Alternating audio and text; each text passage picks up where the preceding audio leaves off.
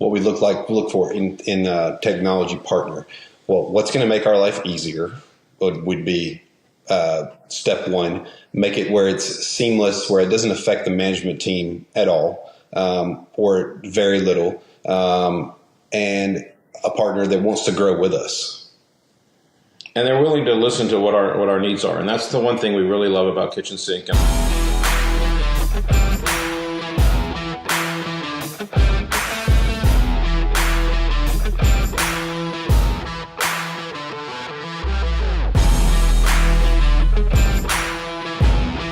Welcome to Digital Hospitality. I'm your host, Sean Walchef, coming to you from Bulgaria, the other side of the world. We believe so much in storytelling, so much in technology, and so much in hospitality that we've been doing this show since 2017. We're obsessed with finding the best stories of restaurateurs, of owners, operators, how they're doing it, the tools that they're using. And today we have a very special episode. We have David Valentine, Adam Rainey. They are with the Three Keys Hospitality Group. Gentlemen, welcome to the show.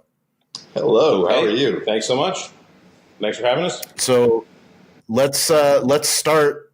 Three keys. Are we missing a key to the group? Is this two keys to the group? We have two out of the three keys here today. The third position is up for grabs.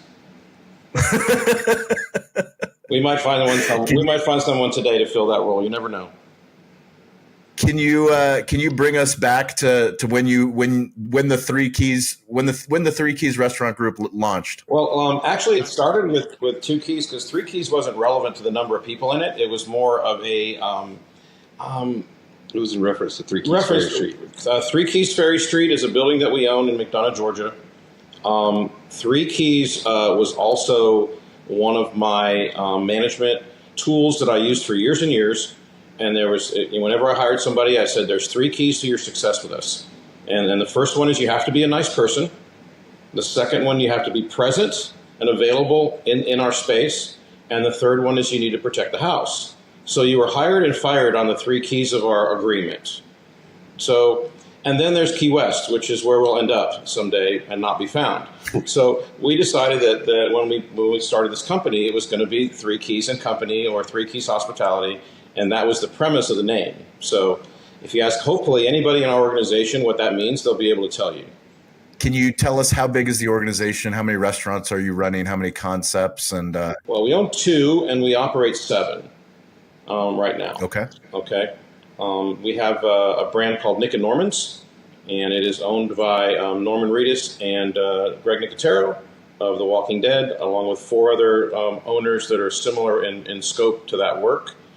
And then it's all Adam's fault, but I have a company, a restaurant group called Crust and Craft. It's a pizza concept, started in McDonough, Georgia, and we have our second one in Greenville, South Carolina. And we are just finishing up our franchising opportunities on all that paperwork and business to start franchising. So we built our management company to be kind of a franchisor-based process. It's fantastic. Can you bring us back to when you guys both started doing business together? I was a Cisco rep at the time, and I met David Valentine when he was the general manager of Nick and Norman's Sonoya when it was one location. And from there, he opened up the second location. At the same time, he opened up Crust and Craft, the very first Crust and Craft in McDonough, Georgia, while also opening a barbecue concept at the same time. And I was in Cisco rep at the time. I left Cisco about 2 years after our first meeting, and I disappeared for about a year. Went and worked at another distributor, and David called me and said, "What are you doing?" And I said, "I'm just over this crap." And he said, "Well, you got to come work for me. You got to come work for me. You got to come work for me." And here I am, 3 years into it, and we're rocking and rolling this thing. Well, and he's got the nice appropriate version of the story. Mine was this. I can't say bad things on this, right? But You can. Oh, this I is can? for this Really? is this is for business owners and entrepreneurs. We're not Oh, bullshitting each other we here. all know the words I'm going to say. Truth Then. vibrates the fastest. All right. So this guy introduces me to somebody, and we're at a party, and we're drinking, and he wants me to buy his building, and he owned like 90 properties, and he wanted to sell me one. I'm like, why do you want to sell me this one building out of 90? So that was kind of a red flag. But then stupid me, I buy it. Okay, I buy it anyway. And that turned out to be a great thing. Adam introduced me to this guy. Then a couple of years later, he introduces me to this guy that just sold his pest control company for a bunch of millions of dollars and wanted to do a pizza restaurant. And I said, all right, well, I'll be your consultant. Well, 2 months later, I was his partner instead because he didn't want to do any of the work. Okay, that's how those guys are. Everybody thinks they can run a restaurant, right?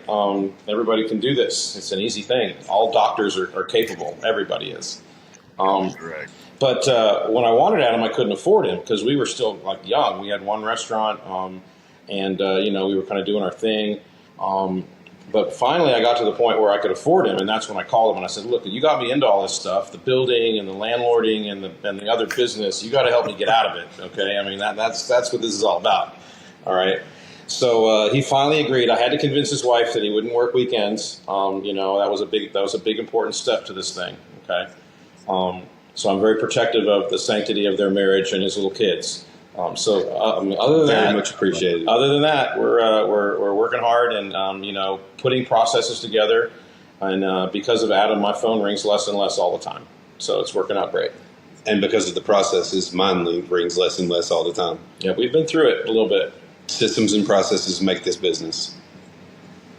Can you let's talk about systems and processes? Obviously, we're obsessed with systems, processes, technology that helps us build better systems and processes. Can you share a little bit inside the playbook that is your restaurant tech stack? What helps you guys run fast? Well, I'll go backwards first with my background is a long time with Outback Steakhouse, some time with Darden, big box stuff, right? I'm an old steak and ale guy. It was all about the process, right? I mean, we all learned about how to train and books of training materials with checklists. But then when we got into the oversight part, I learned from being an area director early on that there was a lot of red tape. I mean, you couldn't get anything done. You always had to go through somebody else, and then because of that, the GM was left on an island to try to fix something on a Saturday, or get a piece of equipment, or get just something the tools that they need, down to silverware.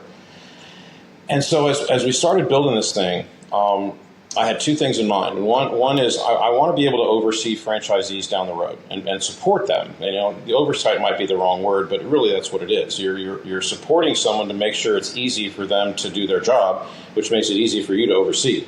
So we decided that we were going to build in back of the house systems that restaurant managers can take advantage of instead of kind of being stuck out on an island whenever they're out there running their restaurants. For example, Instacart has saved my life. Okay, our distributors deliver most of the time. They deliver what they're supposed to. A lot of times they don't. A lot of times our guys are doing more sales than they thought, or an item catches fire and it sells real well, and they need tomatoes, or they need paper towels. So they don't go to the store. We don't allow them to go shopping. They reach out to us and we get it sent to them. And that may seem like a little thing, but when you add up all these little things, it works. Adam's in charge of all the facilities. And when something breaks, we have all of our people in place, and we have companies that will come out and do what they need to do. We have relationships with all of them, and we're on a priority status. And the managers don't have to worry about it when the AC goes down, because we're going to take care of it.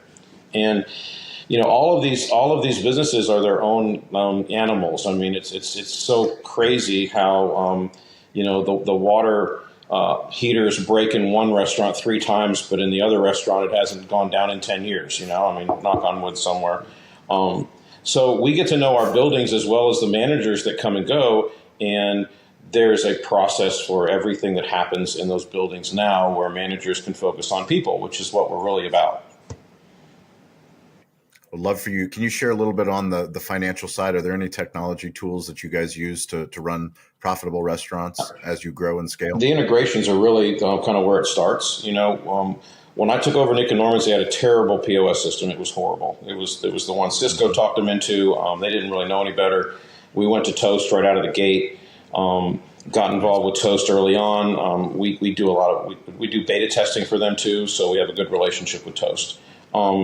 We said we need a reservation system that integrates with Toast. Okay, so we went to OpenTable and we talked to them, and that was an easy do. As time goes, we look into different things all the time about what we can do to make that better than OpenTable, because we're always trying to figure that out. We have the biggest thing that we've dealt with in the past year or so has been the accounting process and the bookkeeping process. So we started with a person and Restaurant 365, and we liked Restaurant 365. It was ahead of the curve for a while there, but it's difficult to teach. And you can only put like one person in that seat, to be the driver. And if that one person isn't available for some reason or another, or life changes, now you've got a high learning curve on teaching again. And so we found that as we got bigger, it became harder and harder to use Restaurant 365, not easier. So we made a change, and we went. We tried a private accountant for a while. That failed miserably, and then we went to KitchenSync, and now we're using KitchenSync to integrate with our POS. KitchenSync, MarginEdge for our inventories, and it's turned into a 10 to 15 day turnaround on end of month to a 3 to 5 day turnaround on end of month, and we get to sleep 10 nights better now. How did you guys find out about KitchenSync and MarginEdge? Who introduced us? Vince. Yeah. Yep. Just one of our old vendor partners. He was doing some consulting. We were working with him. Our goal as a company is to help other companies and other restaurant groups with their purchasing, with their integrations, with their operations. We've sat and had lunch with different operators that may be just starting their second restaurant or their first restaurant, because these organizations that sell to you, they love to take your money, right? They love to give you an 18 to 20% margin on your food, and we don't do that. We try to combine things. We have different organizations within our belt that make the back of the house go well for us, and they're profitable for us. So we have more room in the front of the house to have fair menu prices. And so Adam and I worked really hard to make this as seamless as possible. We could take on a restaurant group, now with 2 or 3 locations, and handle their bookkeeping, their marketing, payroll, their payroll, their P&Ls. What else? Everything. I mean, the owners of Nick and Norman's don't know anybody's name. They don't know who to call, and we want it that way. That's a compliment. Yep, for sure. Can you share a little bit about how the growth trajectory of Nick and Norman's, how it started and where it's going? Okay, started off in Sonoya, Georgia, back in 2016. David got there in 2019. 17. 17. Late 17. Okay, 17. Yeah.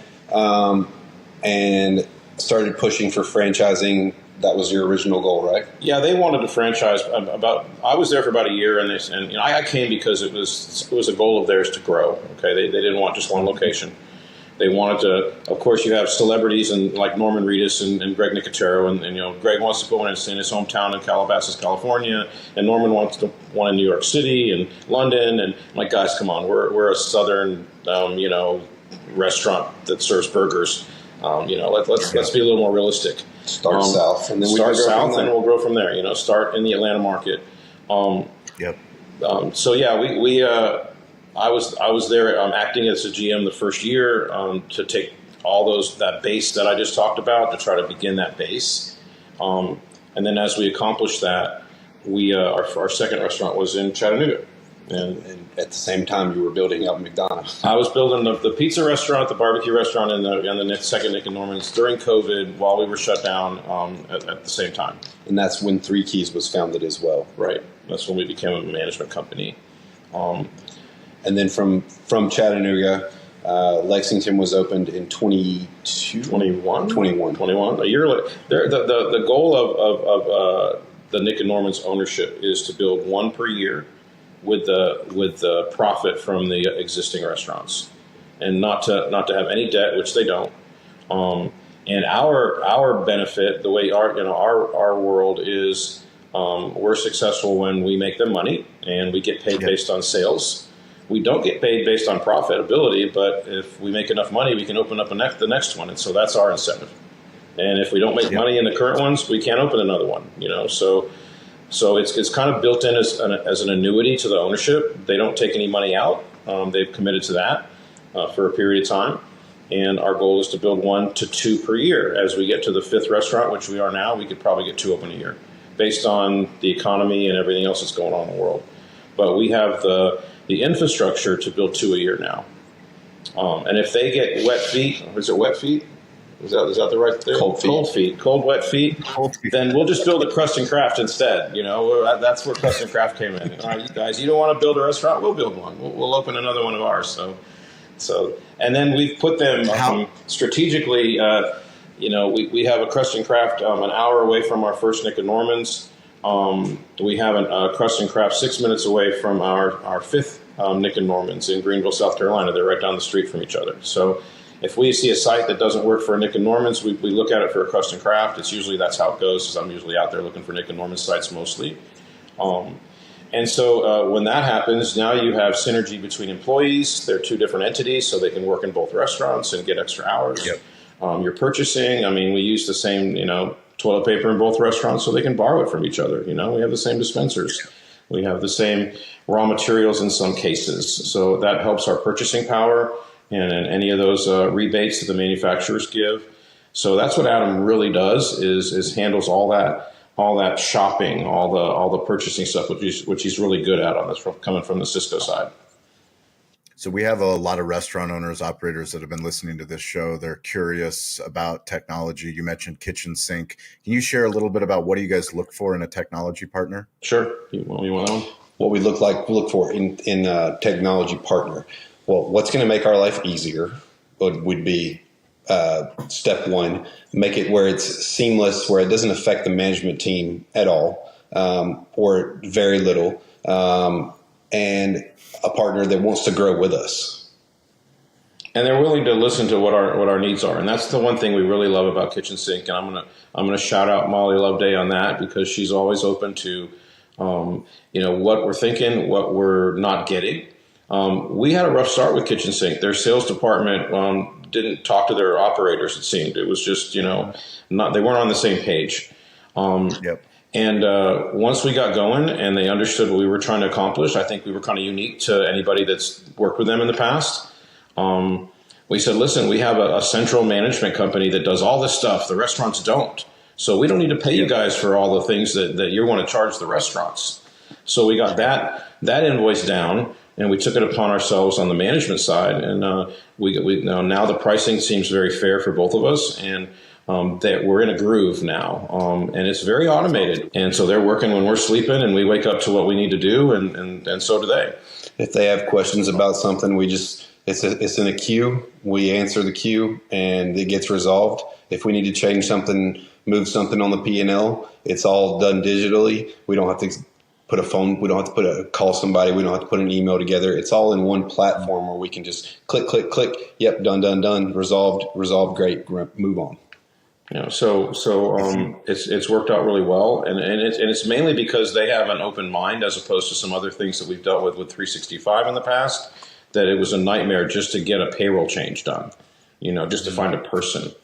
I think they're on the right track. I think that we're pretty pleased with what we've done with them so far, and the integration with MarginEdge seems pretty seamless. It's been awesome. It's been really great. It was a kind of a scary thing for us to tell all of our managers they had to change how they count and the process they need to use, but that went really well. I mean, it was a setup at first, but everything that's going to be worth it's going to take a little setup to it.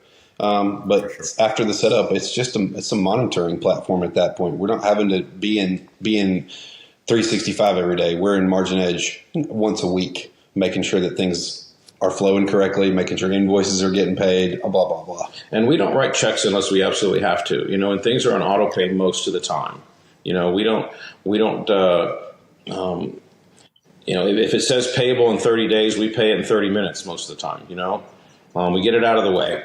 And I think that helps us sleep better. It helps us not be on defense when it comes to invoicing and billing. and you're going to make it or you're not. You need to have the assets in the bank to make sure that you can pay the bills when they come in. Anybody dancing with that is not going to live as long as hopefully we are. For sure. Is there anything that you wish somebody told you earlier on, which you know now, like the advice that you give to other restaurants that are trying to scale? Everything? Don't do it. No, we don't have all the answers. Don't do it is a good one. No. If I could give somebody a word of advice, if they're wanting to grow to their second location and then their third location, don't do it quickly. Patience. Find out what market you're going into. Do your research on where you're going, and don't rush in to open a third one right after you open the second one. Even if the money seems like it's there and you got the opportunity to do it, take your time with it. Make sure you do the second one right, and then you can go to the third one. Once you get the third one open, it gets easier. It does get easier.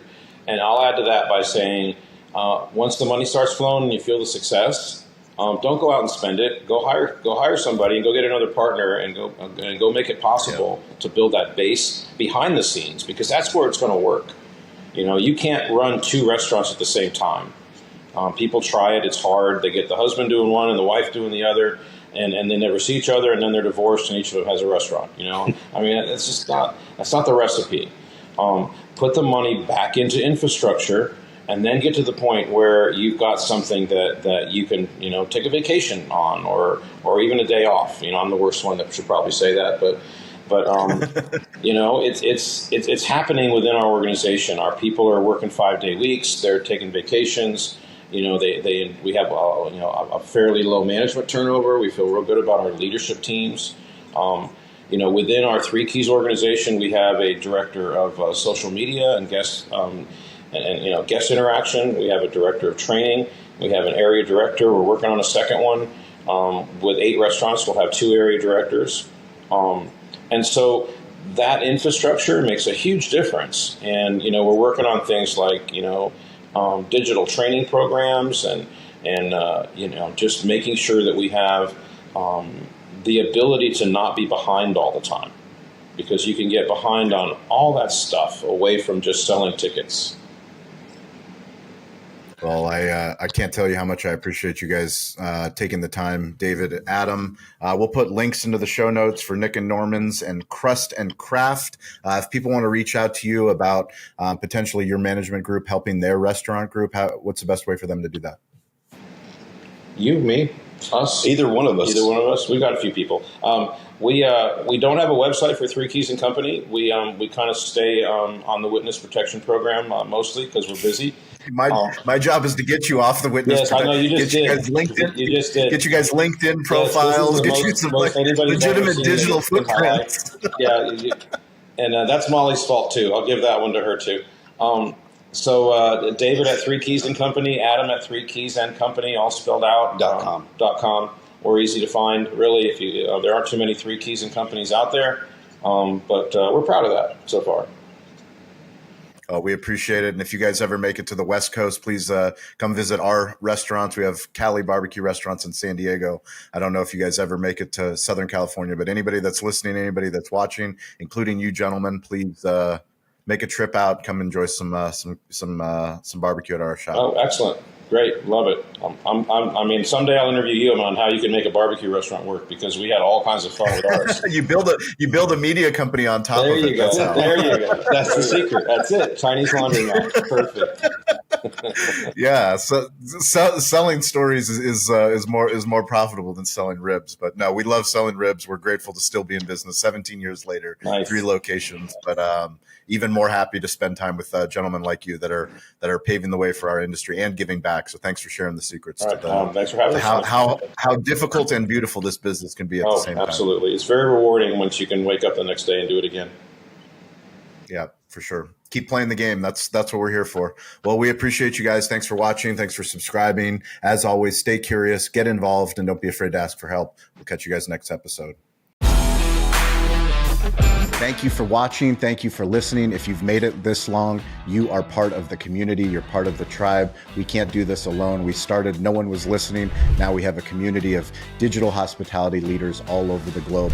Please check out our new series called Restaurant Technology Substack. It's a Substack newsletter. It's free. It's some of our deep work on the best technology for restaurants. Also, go to YouTube and subscribe to Cali Barbecue Media. Cali BBQ Media on YouTube. We've been putting out a lot of new original content. Hopefully you guys like that content. If you want to work with us, go to betheshow.media. We show up all over the United States, some international countries. We would love to work with you and your growing brand on digital storytelling. You can reach out to me anytime at Sean P. Walchef on Instagram. I'm weirdly available. Stay curious, get involved, and don't be afraid to ask for help. We'll catch you next episode.